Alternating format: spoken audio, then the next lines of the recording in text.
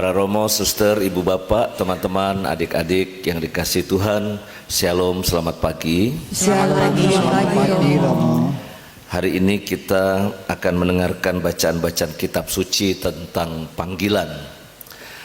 Dan saya kira memang kita harus merenungkan bahwa setiap dari kita itu pasti ketika lahir di dunia ini punya calling, punya panggilan dari Tuhan.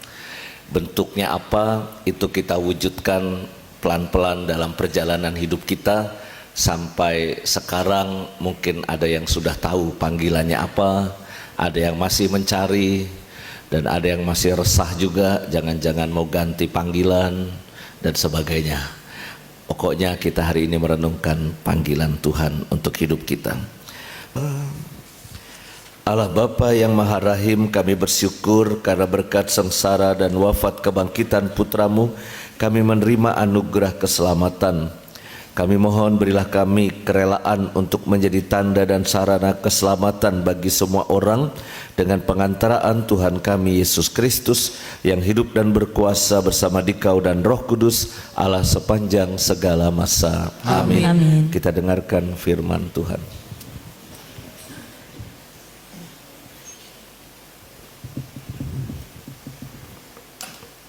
Bacaan dari kitab Keluaran. Sekali peristiwa setelah bangsa Israel berangkat dari padang gurun Rafidim, tibalah mereka di gunung Sinai. Lalu orang Israel berkemah di padang gurun. Mereka berkemah di sana di depan gunung itu. Lalu naiklah Musa menghadap Allah, dan Tuhan berseru dari gunung itu kepadanya, "Beginilah hendaknya kau katakan kepada keturunan Yakub dan kau beritahukan kepada orang Israel. Kamu sendiri telah melihat apa yang kulakukan kepada orang Mesir dan bagaimana aku mendukung kamu di atas sayap Raja Wali dan membawa kamu kepadaku. Jadi sekarang, jika kamu sungguh-sungguh mendengarkan firman-Ku dan berpegang pada perjanjian-Ku, maka kamu akan menjadi harta kesayangan-Ku sendiri dari segala bangsa. Sebab Akulah yang mempunyai seluruh bumi. Kamu akan menjadi bagiku kerajaan imam dan bangsa yang kudus." Demikianlah sabda Tuhan. Syukur kepada Allah.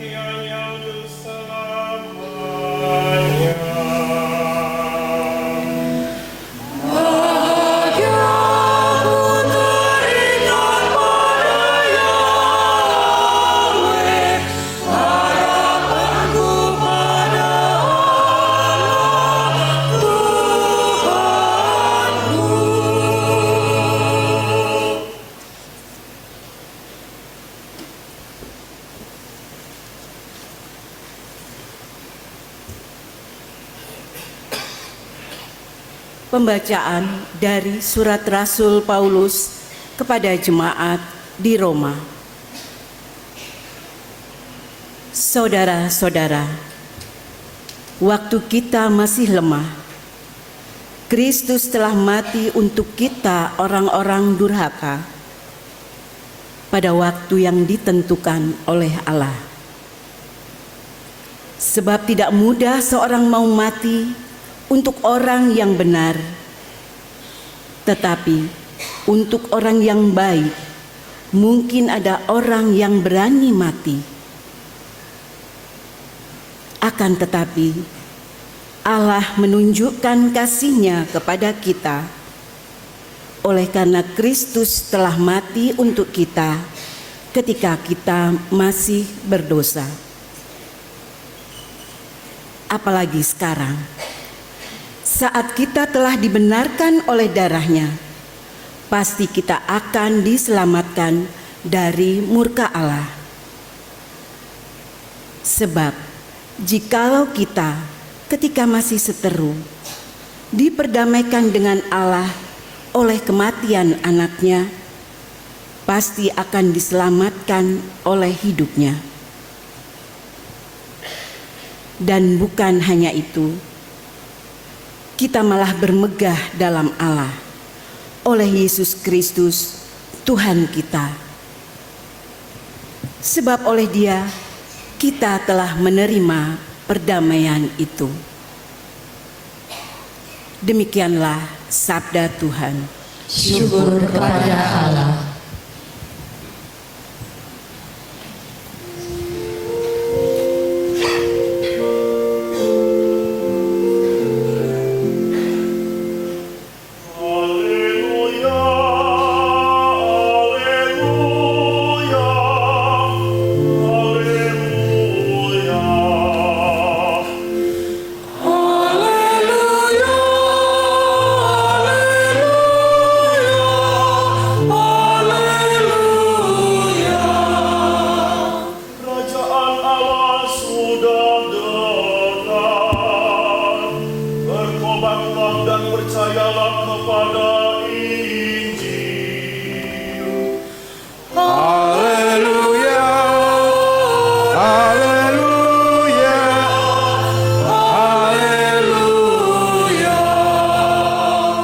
Tuhan bersamamu dan bersama rohmu. Inilah Injil Yesus Kristus menurut Matius.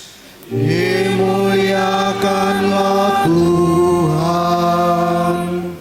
Sekali peristiwa, ketika Yesus melihat orang banyak yang mengikutinya, tergeraklah hatinya oleh belas kasihan kepada mereka, karena mereka lelah dan terlantar, seperti domba yang tidak mempunyai gembala. Lalu kata Yesus kepada murid-muridnya, tuaian memang banyak, tetapi pekerja sedikit. Karena itu, mintalah kepada Tuhan yang mempunyai tuaian, supaya Ia mengirimkan pekerja-pekerja untuk tuaian itu. Yesus memanggil ke-12 muridnya dan memberi kuasa kepada mereka untuk mengusir roh-roh jahat dan untuk menyembuhkan orang-orang dari segala penyakit dan kelemahan. Inilah nama ke-12 rasul itu. Pertama, Simon yang disebut Petrus, dan Andreas saudaranya, Yakobus anak Zebedeus dan Yohanes saudaranya, Filipus dan Bartolomeus, Thomas dan Matius pemungut cukai, Yakobus anak Alfeus dan Tadeus, Simon orang Selot, dan Yudas Iskariot yang mengkhianati Yesus. Yesus mengutus ke-12 murid itu dan berpesan kepada mereka, janganlah kamu menyimpang ke jalan bangsa lain atau masuk ke dalam kota orang Samaria, melainkan pergilah kepada domba-domba yang hilang dari umat Israel. Pergilah dan wartakanlah, kerajaan surga sudah dekat. Sembuhkanlah orang sakit, bangkitkanlah orang mati, sembuhkanlah orang kusta, usirlah setan-setan. Kamu telah memperolehnya dengan cuma-cuma, karena itu berikanlah pula dengan cuma-cuma. Demikianlah sabda Tuhan. Terpujilah Kristus. ada sedikit tambahan refleksi dari saya. Mendengarkan bacaan Injil hari ini, saya mencoba bertanya-tanya, apa bedanya panggilan dengan profesi? Ya. Panggilan dan profesi. Lalu ketemu jawabannya. Jawabannya ada di AI. Ya. Bedanya adalah kalau profesi kecenderungannya adalah kita berorientasi pada mencari nafkah, ya, profesi. Sedangkan panggilan itu terkait soal bagaimana kita mencari makna yang terdalam untuk hidup kita, supaya kita nanti pada akhirnya boleh sampai ke surga. Yang tadi istilah Romo Nofrin itu adalah mengejar kekudusan, ya. Jadi kalau kata profesi lebih dekat dengan kita mencari nafkah, sedangkan panggilan lebih dekat bagaimana kita memenuhi makna hidup kita supaya kita nanti boleh sampai ke surga. Maka kita bisa tes, misalnya ini panggilan atau profesi, ya, misalnya. Oke, pasti ada unsur dapat upah, dapat uang saku. Romo-romo juga dapat uang saku sebulan 2 juta atau 2,5 juta ya uang saku kita. 2 ya. Loh, Romo Nofrin 2 ya uang sakunya. Kok kita 20 juta ya saudara? Enggak sama. Semua romo di Kuskupan Agung Jakarta flat sama. Mau direktur, mau pastor kepala, mau uskup, mau fikjen, mau pastor mahasiswa, semua rata 2 juta, ya. Memang di bawah UMP, ya. Nah, mari kita tes apa yang saya sebutkan ini lebih ke arah panggilan atau profesi. Menjadi romo dan suster, panggilan atau profesi? Panggilan. Menjadi guru, panggilan atau profesi? Nah, setengah-setengah nih. Ada yang teriak profesi, ada yang teriak panggilan. Menjadi dokter, panggilan atau profesi? Profesi. Profesinya lebih kenceng daripada panggilan. Padahal suka ada di mobil-mobil dokter itu dokter on call, ya kan? Dokter dalam panggilan. Wah, maka dia ngebut, ya. Sekarang menjadi bisnismen, panggilan atau profesi? Nah, makin kenceng profesi.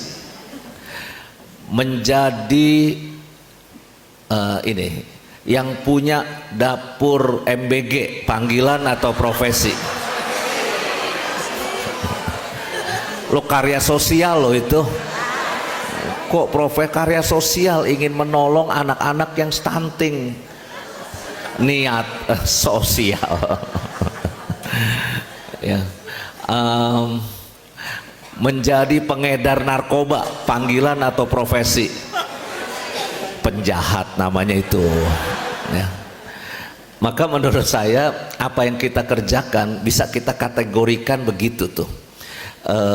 Memang untuk pemenuhan hidup kita, untuk penyucian diri kita, atau memang sekedar untuk cari nafkah, ya. Menjadi bisnismen, oke, mencari nafkah. Tapi kalau menjadi bisnismennya benar, ya, menjadi kontraktor bangunan benar, menjadi tukang bikin kue, tukang bakso, menjadi orang yang punya warteg gitu ya, benar kerjanya dan jujur, saya kira itu bisa juga menjadi pemenuhan diri kita untuk bisa menyucikan diri kita. Tapi kalau semata-mata cari untung terus, apa-apa kok demi cari untung, menurut saya lama-lama itu sekedar profesi untuk hidup kita. Ditambah lagi profesi itu ada profesi yang dekat dengan pekerjaan Tuhan, ada profesi yang melawan ajaran Tuhan. Kalau yang dekat dengan pekerjaan Tuhan, profesi gampang. Guru itu profesinya dekat dengan pekerjaan Tuhan. dokter, perawat itu dekat dengan pekerjaan Tuhan, karena hari ini di Injil ada menyembuhkan orang sakit, ya. Itu juga bagian dari panggilan manusia. Tapi ada juga profesi yang memang melawan ajaran Tuhan. Pengedar narkoba, yang mengelola pinjol gitu ya.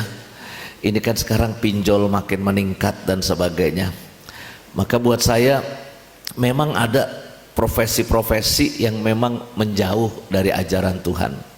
Maka saya kira pada momen hari ini mari kita renungkan tentang jalan hidup kita. Apakah jalan hidup kita ini, pekerjaan-pekerjaan kita yang kita lakukan ini sebatas cari nafkah atau memang untuk penyucian diri kita? Menjadi pemain sepak bola mungkin profesi, tapi kalau setelah dia punya duit banyak, mungkin dia bikin yayasan ini dan itu dan sebagainya, dia mulai mencari arti hidupnya, ya.